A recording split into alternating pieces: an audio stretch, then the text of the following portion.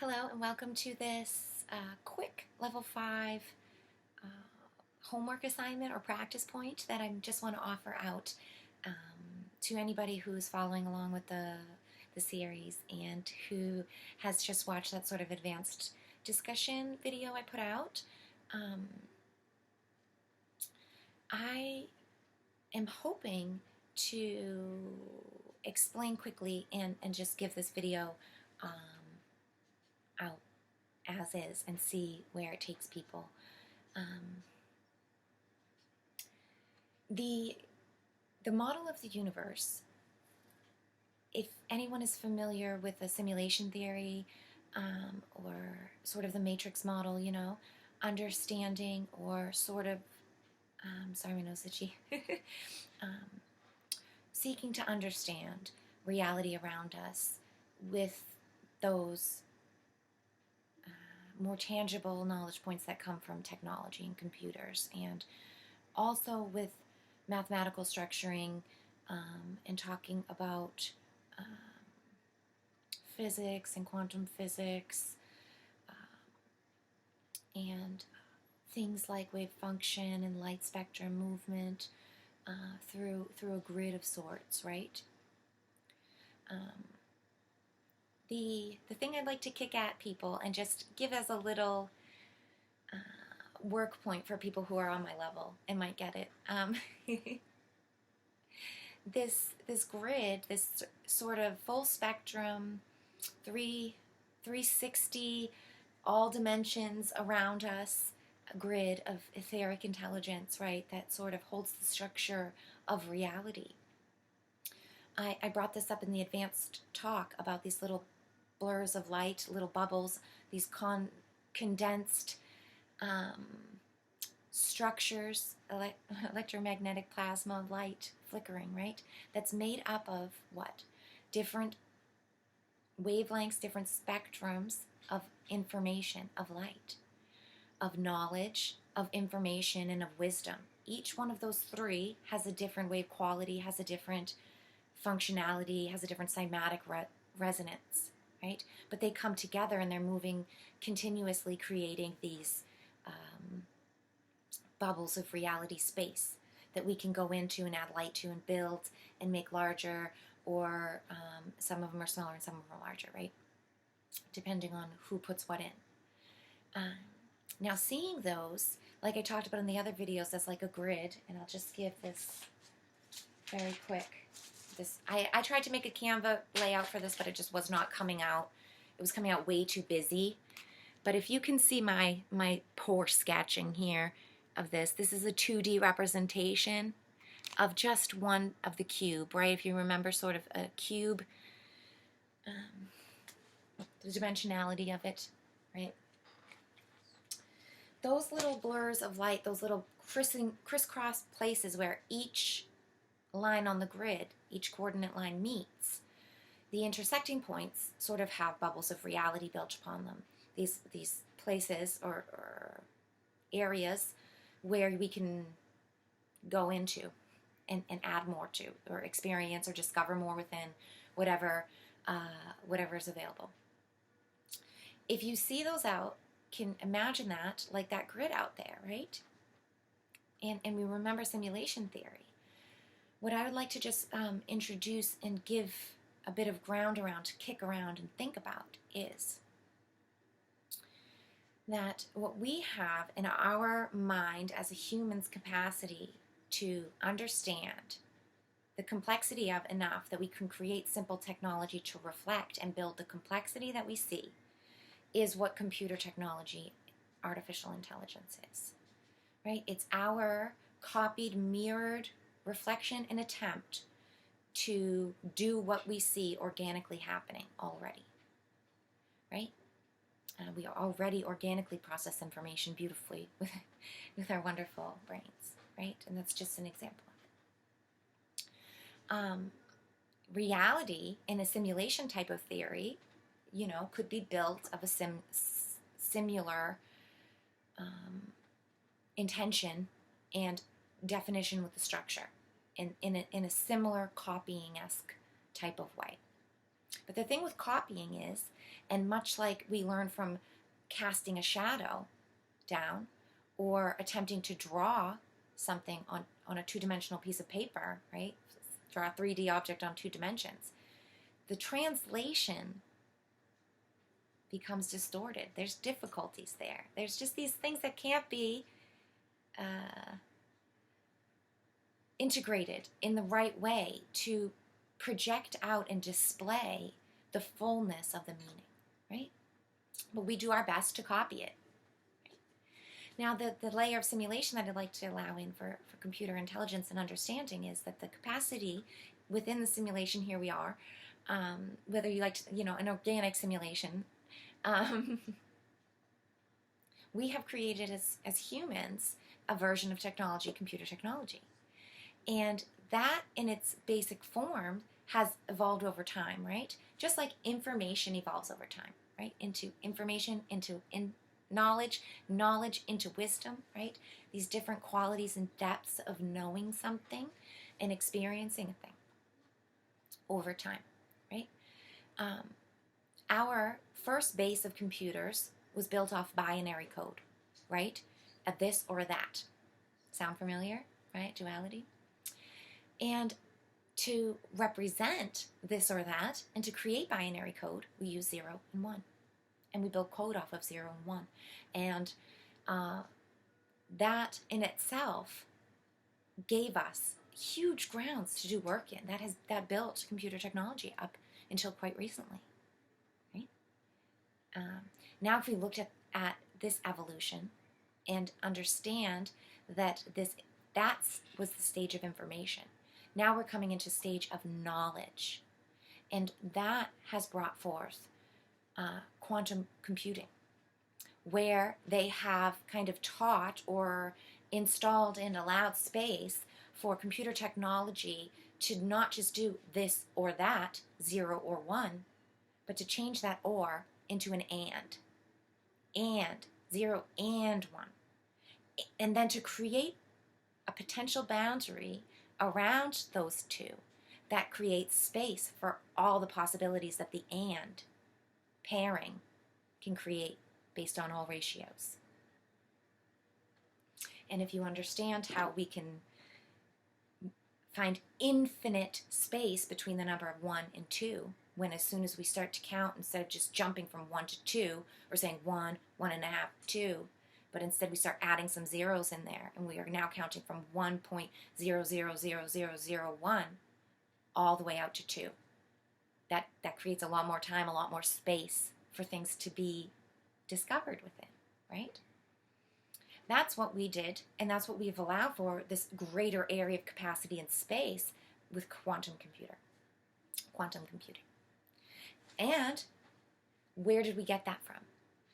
We took that from the organic template of duality and what humanity's ascension has already been going through with its conscious ascension, which was creating the and between the ors of all of our dualities, of all of our thought of the world, of the way that we perceive the worlds, of getting out of those ors and learning ands, and creating the space in between those for a spectrum for us to discover the gradient between the two and the greater meaning of the whole of the two that is really trying to reflect, right? Now here's the third layer and where we're going, and to add in, because remember, the copies are always far behind the truth of the true moment. And, just like the wave of information, thought waves and innovation waves, the current is always way ahead, but people are behind it, jumping in and riding on it, and then building it, and then you have, steamboats and steamships really coming along. But it was the current of thought and the idea in the first place that had to be present in order for us to really bring these tangible things down and make them happen in our third density reality, third dimension density. Ahead of the game here, and the true organic design of the ether, remember, now let's talk about those coordinate points again. The simulation design that we've incorporated and that we are able to look at is the 2D flat page, right? And the 2D flat page of reality, we have only put 0 and 1 in. And of course, that's the starting grounds. I mean, everything, that's how we see things, this or that. But creator consciousness, organic design, the truth of the wholeness isn't just 0 and 1. There's 0 through 9. There is 0 through 9. And imagine now the amount of space created when each one of those coordinate points on the grid isn't just 0, 1, 0, 1. It actually is 1, 2, 3, 4, 5, 6, 7, 8, 9. In every shade in between, available in each one of those potential reality bubbles. That's a lot of space. That's way more than the silly quantum computers and their inverted version organic intelligence that they think is going to be copy or compete with God source, with infinity, and you're only playing around with 0 and 1. And we have all the way through 9 to go through, to learn through, to expand and explore. There's no competition there. But this is why they jam our visions. This is why they force us into, the really restricted and constrained parameters that they have us in. And then they make us think that their technology is cutting edge, that they're somehow ahead of source, that they're somehow reverse engineering creator consciousness with that technology. I find it highly distorted and a big delusion, in fact, and that's how I know it's a giant lie. And also how it must be negatively aligned, and I don't want to add my light and service into that. I'm looking for positive alignment, for truth and honesty. I want to discover my reality to full potentials. I want to unlock the organic, divine placements of all of the numbers, of the whole picture, in order to get the fullness of it. And so, yeah, just to incorporate for people to really start to leave space open for the unknown, for those other layers that we've talked about that have languages all of their own, that have a lens into realities in the mental field, in the body's physical field, in the spiritual field, all of those different layers of interaction that are there and are taking place. Really give them and allow them the free, mysterious area that they deserve, instead of sort of jamming them down into saying, oh, it has to be this, this, and this because of whatever reasons. And a lot of it's these sort of mind control reasons that the parameters of the negative overlay have sort of jammed into us and made us believe, But hoping that hearing things like this and understanding sort of the small view we've been in before to the large view will help people to give themselves space to expand and see what that large view looks like for them. The last thing that I do kind of want to just hand out to people in this little practice point, right, is that each of those points, right, how I said that it's sort of like a graph or grid, and each coordinate point has different size circles on it depending on how much light and information and energy has been put into it. Each of those coordinate points, much like, remember math, it would be like, up 1 over 1, however many you were, right? Those specific coordinate points are important. They're the purpose. And the numbers that they represent and that they reflect out give us clues to their placement purpose and to where they fit into the big whole picture. Even though we can't really see the whole picture, when we see their defined unique coordinates, it's like a secret message. It's a key to unlocking the flavor of potentials that is most beneficial to that little circle of reality.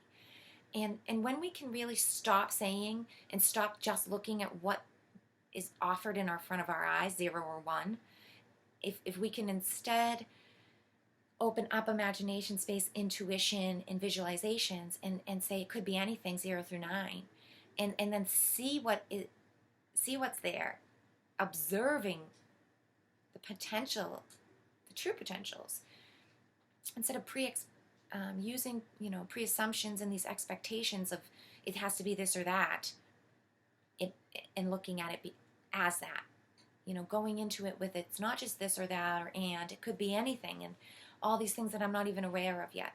Just leaving that open intention is the work, is the point of it. That's what does the work for you.